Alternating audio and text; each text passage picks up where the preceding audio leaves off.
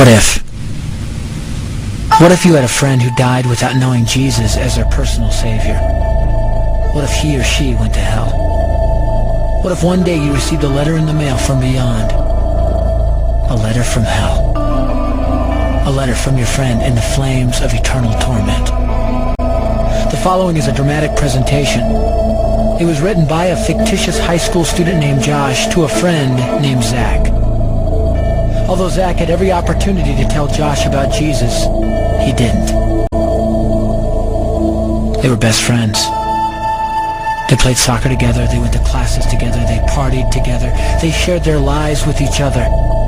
But there was one thing Zach held back from Josh: his personal relationship with Jesus Christ. The rest of the story is simple and sad. A few too many beers, a tragic drive home, a crash, a death, a funeral, a letter. Here is that letter in its entirety. A letter from hell.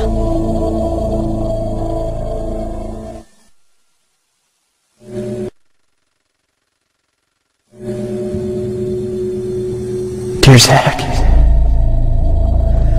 I died today. It's a lot different than I expected. You see, I always thought dying would bring me into a world that's foggy and hazy.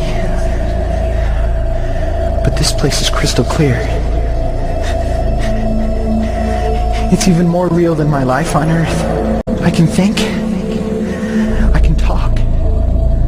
I can even feel. Right after the wreck, I could feel my spirit leaving my body. It was the weirdest thing, Zach. I thought I heard you screaming out to me, man. I must have been just imagining things. At first, I was just standing in line, getting registered, I guess. They asked me for my name and began to look in this thing they called the Book of Life. I guess they couldn't find it though, because this huge angel standing next to me grabbed me by the arm and started dragging me away. I was terrified. I had no idea what was going on. I asked the angel where he was taking me, but he didn't answer. So I asked him again. Finally, he told me that only those whose names were written in the Book of Life could enter into heaven. And the rest would be condemned to hell forever. Man, I was scared. The angel threw me into some kind of holding cell where I've been sitting and thinking for a long, long time. Do you want to know what I've been thinking about? I've been thinking about you. Zach, you're a Christian. You told me so yourself. I mean, we talked about it 3 different times today. Kelly brought it up, and you laughed it off. Coach Adams brought it up, and you changed the subject. I mean, it came up right before the wreck. Well, the question I can't get out of my mind is this, Zach. Why haven't you ever told me about how to become a Christian?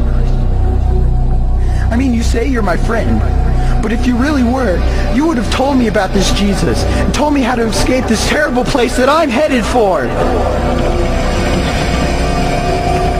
I can feel my heart pounding in my chest. The angels who have been chosen to cast me into hell are coming down the hallway. I can hear their footsteps. I've heard of this hell, Zach. They call it the lake of fire. I can't stand it, Zach. I'm terrified. No, the angels are at the door. Oh no. No! They're coming in and they're pointing at me. They're grabbing me and carrying me out of the room. I can already smell the burning sulfur and brimstone. I can see the edge of the cliff where hell burns. This is it. I am without hope. We're coming closer. Closer. Closer. My heart is bursting with fear. They're holding me over the flames. I'm damned forever. This is it. They have thrown me in. Fire. Pain. Hell. Why is that? Why didn't you ever tell me about Jesus?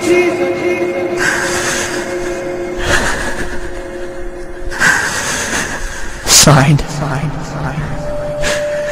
Your friend, Josh. Your friend, Josh. P.S. Welcome. Wish you were here. Wish you were here. Wish you were here. Wish you were here. Wish you were here. Wish you were here. Wish you were here.